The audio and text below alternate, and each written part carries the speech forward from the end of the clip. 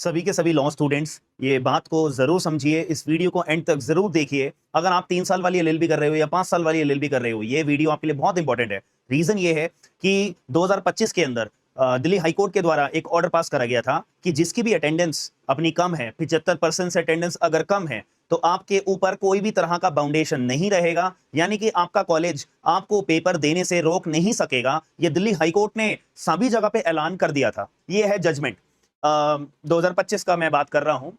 ये 2025 का जजमेंट है। तो 3 नवंबर 2025 को ये जजमेंट पास करा गया था। तो इसका पैराग्राफ अगर आप पढ़ना चाहते हो तो बहुत इंपॉर्टेंट है, पेज नंबर 120 के ऊपर आ जाना। ये सारे के सारे जजमेंट आपको मेरे टेलीग्राम ग्रुप के ऊपर मिल जाएंगे। तो यहाँ पे दिल्ली हाईकोर्ट ने बहुत इंपॉर्टेंट फैसला दिया था। No student enrolled in any college, law college, university institution in India shall be detained from taking examination or be prevented from further academic pursuits or career progression on the ground of lack of minimum attendance। तो किसी भी law student को केवल attendance के आधार पे, उसकी attendance कम है तो उसको एग्जामिनेशन से रोक लगा दी जाए, उसको सेमेस्टर का पेपर ना दिया जाए, ऐसा कोई नहीं करेगा। ये दिल्ली हाईकोर्ट ने ऑर्डर पास कर दिया था।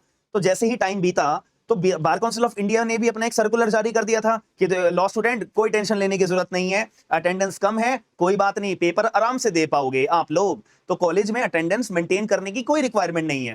तो दिल्ली हाईकोर्ट ने भी यही बोला। बार काउंसिल ऑफ इंडिया ने अपना सर्कुलर निकालकर और बात को क्लैरिफाई कर दिया।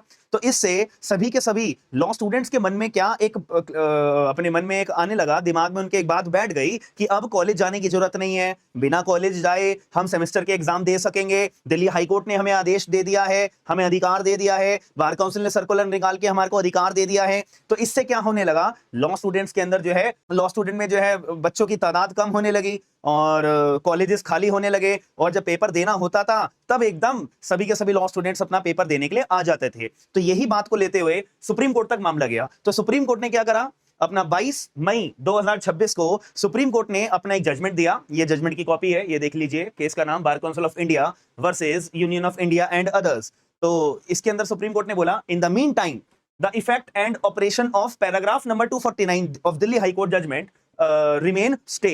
तो सुप्रीम कोर्ट ऑफ इंडिया ने दिल्ली हाईकोर्ट के दिए गए 2025 के आदेश को स्टे लगा दिया। जो दिल्ली हाईकोर्ट का भी हमने आदेश देखा था, पैराग्राफ नंबर 249 जो हमने देखा था, उस पूरी के पूरे पैराग्राफ के ऊपर सुप्रीम कोर्ट ऑफ इंडिया ने स्टे लगा दिया।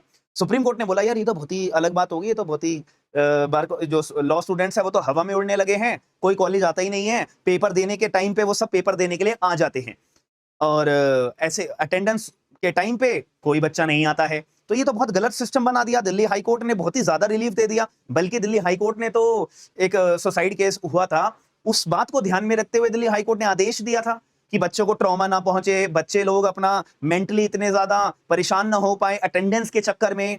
इसी वजह से दिल्ली हाईकोर्ट ने आदेश दिया था। तो लॉ स्टूडेंट इसका गलत मतलब निकालने लग गए, कॉलेज ना आने लगे और पेपर के टाइम पे बस अपना खुलेआम अपना पेपर देने के लिए आ जाते थे कि दिल्ली हाईकोर्ट का आदेश है, बार काउंसिल ऑफ इंडिया का हमारे पे सर्कुलर है वगैरह वगैरह। तो सुप्रीम कोर्ट ऑफ इंडिया ने पूरा का पूरा जजमेंट जो पैराग्राफ था 249 उस पे ही स्टे लगा दिया।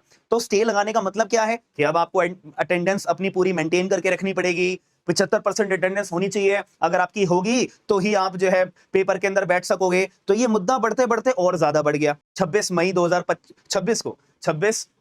2026 को जब स्टे लगा, अब इसकी अभी जुलाई के महीने में दोबारा हियरिंग हुई। तो सुप्रीम कोर्ट ऑफ इंडिया ने क्या बोला, क्योंकि अब सारे बच्चे फिर सुप्रीम कोर्ट ऑफ इंडिया के पास दोबारा पहुंचे। तो प्रकृति Jain versus bar council of India, तो ये अपना जजमेंट है 21 जुलाई 2026 का। इस जजमेंट के अंदर सुप्रीम कोर्ट ऑफ इंडिया ने क्या बोला है, सुप्रीम कोर्ट ऑफ इंडिया ने बोला है कि भाई देखो, ठीक है, सभी की बात सुननी जाएगी। सुप्रीम कोर्ट ऑफ इंडिया ने यहाँ इस जजमेंट के अंदर क्लैरिफाई करा है कि जो दिल्ली हाईकोर्ट का आदेश था नवंबर 2025 का, तो अगर आपका एकेडमिक सेशन नवंबर 2025 से चलता आ रहा है और उसका फाइनल एग्जाम अब आप देने वाले हो और आपकी अटेंडेंस कम है, तो केवल उन कैंडिडेट्स को एग्जाम में बैठने से नहीं रोका जाएगा।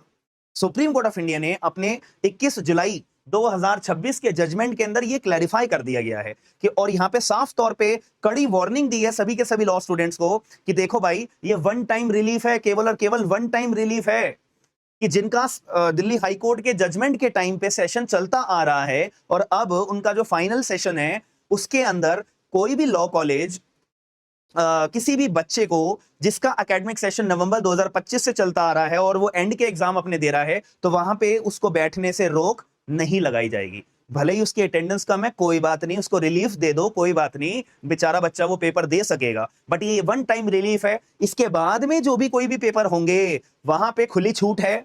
सभी के सभी लॉ कॉलेजेस को आदेश दे दिए हैं सुप्रीम कोर्ट ऑफ इंडिया ने कि भाई अगर किसी बच्चे की अटेंडेंस नहीं है, उसको मत देने देना पेपर। याद रखना, ये वन टाइम रिलीफ है। मैं बार बार बोल रहा हूं। आपके दिमाग में कोई भी मंशा ये होगी कि अरे अब तो दिल्ली हाई कोर्ट का आदेश था, बार काउंसिल ऑफ इंडिया का सर्कुलर था, ये सारे जजमेंट्स पे स्टे लग गए हैं, सभी सर्कुलर पे रोक लगा दी गई है सुप्रीम कोर्ट ऑफ इंडिया ने, और आज 21 जुलाई 2026 को ये फाइनल और वन टाइम रिलीफ दिया गया है सिर्फ उन लॉ स्टूडेंट्स को जिनका नवंबर 2025 के सेशन से आपका सेशन जो चलता आ रहा है, और आप जो अपना फाइनल पेपर देने वाले हो, फाइनल सेमेस्टर का अपना पेपर देने वाले हो, फाइनल एकेडमिक सेशन का पेपर देने वाले हो, तो उसमें आपको कोई भी लॉ कॉलेज एग्जाम देने से रोक नहीं सकता है। सिर्फ इस ग्राउंड पे आपकी अटेंडेंस कम थी, याद रखना। वन टाइम ये रिलीफ दी गई है। इसके बाद जो भी कोई सेशन है या जो भी कोई आपके एग्जाम्स हैं, अगर आपकी अटेंडेंस कम होगी, कॉलेज आपको एग्जाम देने से खुले तौर पे रोक सकता है। कोई दिल्ली हाई कोर्ट का जजमेंट आपको बचाएगा नहीं, कोई बार काउंसिल का सर्कुलर आपको बचाएगा नहीं, याद रखिएगा। अगर ये वीडियो के माध्यम से आप तक मेरी बात पहुंच पा रही है, आप मेरी बात अगर समझ गए हो, तो प्लीज कमेंट बॉक्स के अंदर ये जरूर बताइएगा, और वीडियो को लाइक ज्यादा से ज्यादा करिएगा। ज्यादा से ज्यादा तादाद में ये वीडियो को लाइक करके लोगों को शेयर करके अवेयर करने की जिम्मेदारी आप लोगों की है, क्योंकि यहाँ पे ना थोड़ी कॉम्प्लिकेशंस आपको समझने में आती होगी। इसीलिए मैं आया हूं आपको आसान शब्दों में हाई कोर्ट्स के जजमेंट समझाने के लिए, सुप्रीम कोर्ट ऑफ इंडिया के जजमेंट्स को समझाने के लिए। और एक इंपॉर्टेंट बात यह है कि आप आने वाले टाइम में अगर AIB 22 के एग्जाम की तैयारी कर रहे हो, तो याद रखना हमारा बैच है 29 जुलाई शाम को 6 बजे से हमारा नया बैच स्टार्ट हो रहा है AIB 22 को लेके, जिसमें कंप्लीट सिलेबस आपका कराया जाएगा।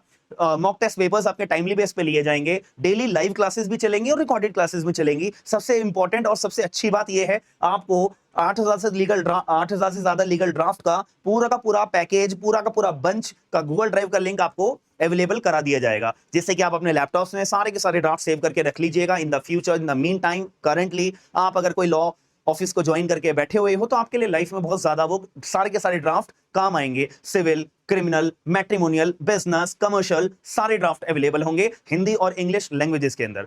तो अगर आप लोग AIB 22 का बैच ज्वाइन करना चाहते हो, हिंदी और इंग्लिश क्लासेस कंडक्ट होंगी, और सारा का सारा सिलेबस आपका एज पर दी बार काउंसिल का जो सिलेबस होता है वो पूरा कंप्लीट कराया जाएगा। 29 नवंबर 2026 को जो आपका एग्जाम होने वाला है, उसमें आप बेहतर परफॉर्म कर पाओगे। याद रखिएगा, 45% डिस्काउंट है, और हमारी एप्लीकेशन है स्मार्ट एंड लीगल गाइडेंस के नाम से। आप ये एप्लीकेशन डाउनलोड कर सकते हो। Android users, iPhone users, laptop users, सब जगह अवेलेबल है। याद रखिएगा, डिस्क्रिप्शन बॉक्स चेक जरूर करना और हमारा टेलीग्राम ग्रुप ज्वाइन जरूर करना। हम मिलते हैं नेक्स्ट वीडियो के अंदर। थैंक यू, धन्यवाद।